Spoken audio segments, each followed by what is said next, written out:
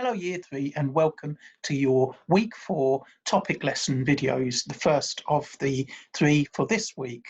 In previous lessons we've been looking at science in terms of light and dark and shadows, and now we're moving on to look at geography by looking at the United States of America. Before we do though, I thought I would show you the results of my investigation we did a few weeks ago, where we took a piece of paper and we put a dark shape on the piece of paper to see if the sun would have any impact, the UV rays would have any impact on the colour of the paper. I wonder how your experiments went, but mine, if you look closely, you can clearly see that the light blue is where the UV rays, the sunshine, has bleached the paper, and the darker blue, this of the cat's tail, is where the black paper prevented the sun from getting at the light paper. So my experiment has really worked. If you've done that experiment as well, I'd love to see the results. So take a photo and put it on Tapestry. So anyway, back to our new topic of geography and looking at America. So in this lesson, we're going to look at the geographical features of the United States. We're going to locate it, list some of the key physical and human features of the United States, and explain the political and economic systems, because those will be really useful as we move on into other geography lessons. So, what do you already know about the United States? Here's a picture of an outline, and as you can see, it's got the map on. What I want you to do is pause the video here and write down 5 words that you associate with the United States, that you think of when someone says the USA to you or the United States. Write down 5 words. Right, when you've done that, we can move on. So stop the video now. Welcome back. It'd be interesting to see what 5 words you chose, and maybe you need to look at them and so think, are they actually true, or are they stereotypes? Are they things we just assume we know about the United States? There's a lot we do know about the United States, so let's think about, see if we can learn some more. So firstly, can you locate the United States of America on a globe, or on a map, or on an atlas if you've got one? I fortunately do have a globe here, and I can tell you that if we look round, the continent it's likely to be in is North America, which is here. And in fact, the red area here is the United States of America. So it isn't the whole of the North American continent, because we've got this huge landmass up here, which is actually Canada, and we've got this little landmass here, which is Mexico, but it is actually located on in the North American states. Now, what do you think the climate's like? We know that as you get closer to the equator, the climate gets warmer and warmer, but look how much land the United States takes up. So what do you think the climate's like in America? And is it the same across the whole country? Or do you think that up here in the northern areas, they have a very different climate to down here in the southern areas? What do you think? Maybe you can write down a few sentences about what you think the climate is like in the United States.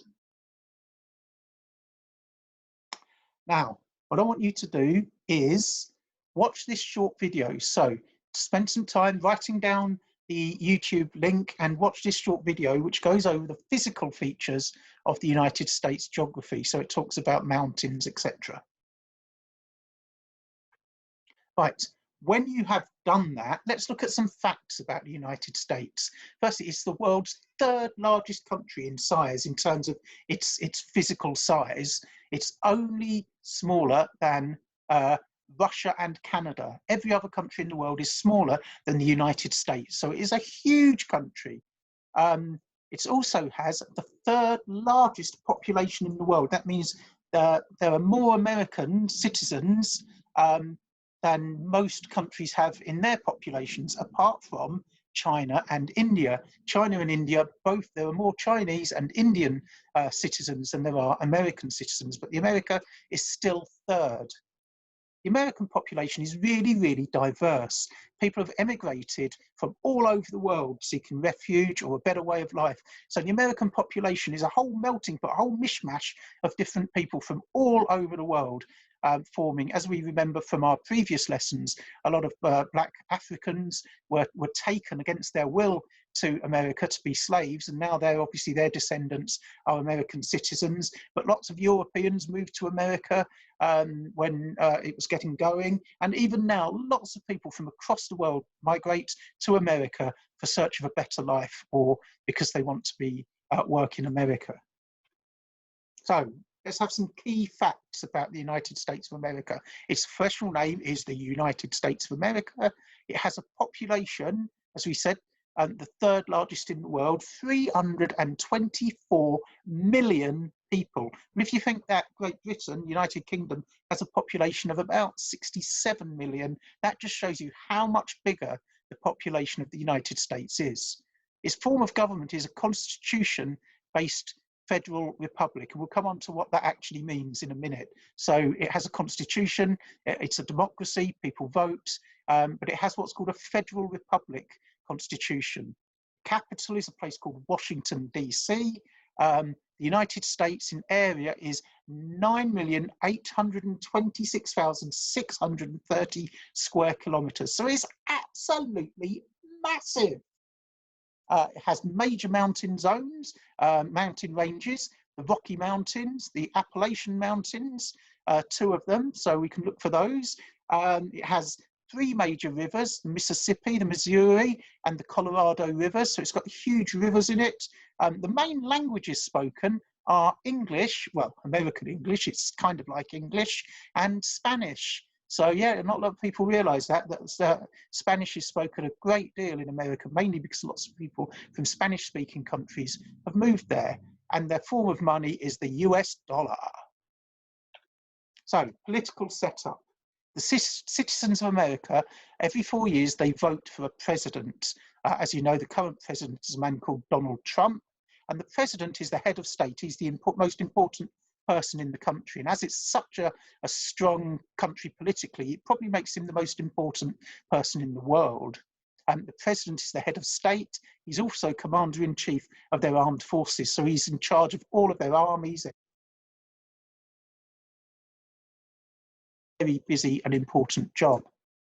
They do have a parliament, and the parliament is called Congress, and Congress has two houses, a bit like ours. We have the House of Commons and the House of Lords, who make laws in our country, and they have a House of Senate and the House of Representatives, and the Senate and the House of Representatives are both elected, so people vote for the Senate and the House of Representatives, and they make the laws, they decide on the laws. However, unlike in our country, where once Parliament has decided and it's gone through the other House of Parliament, the House of Lords, it becomes law.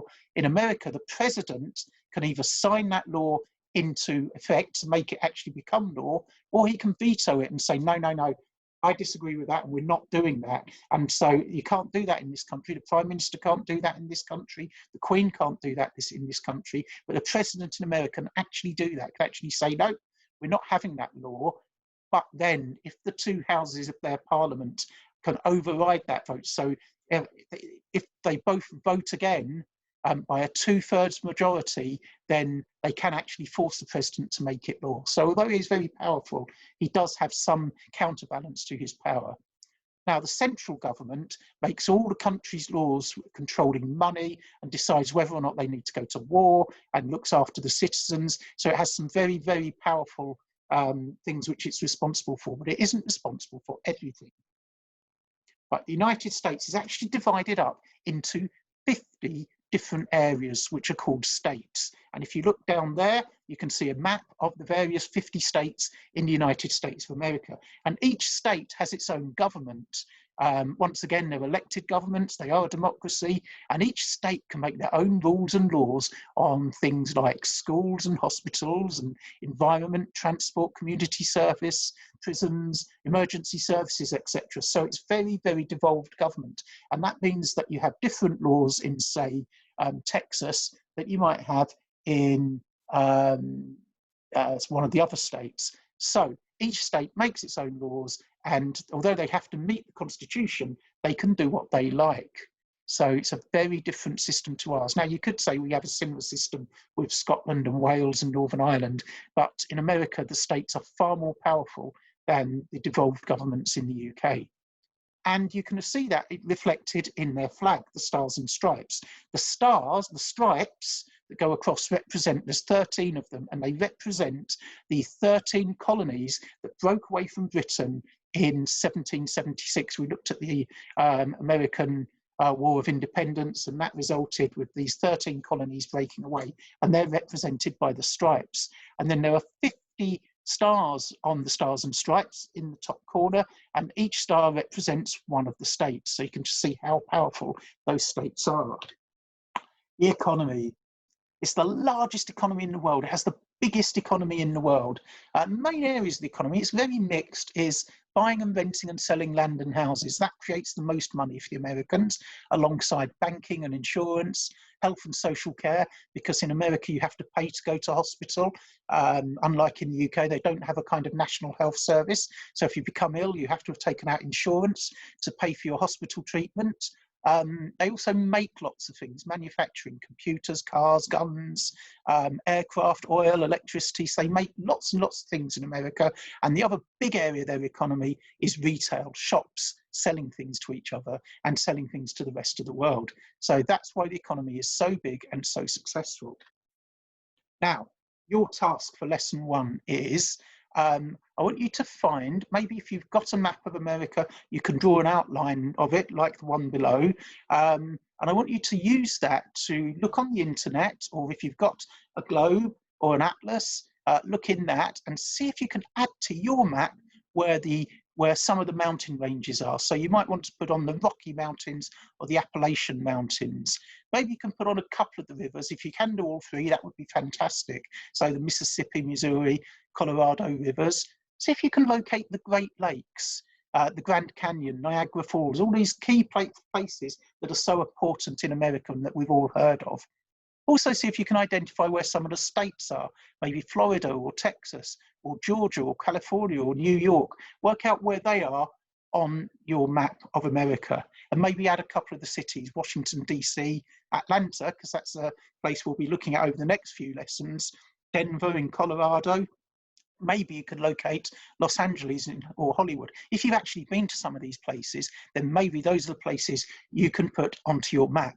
When you've done that, get your parents to take a photograph of it and upload it to Tapestry so I can see what you've done. And I'll see you next time. Bye.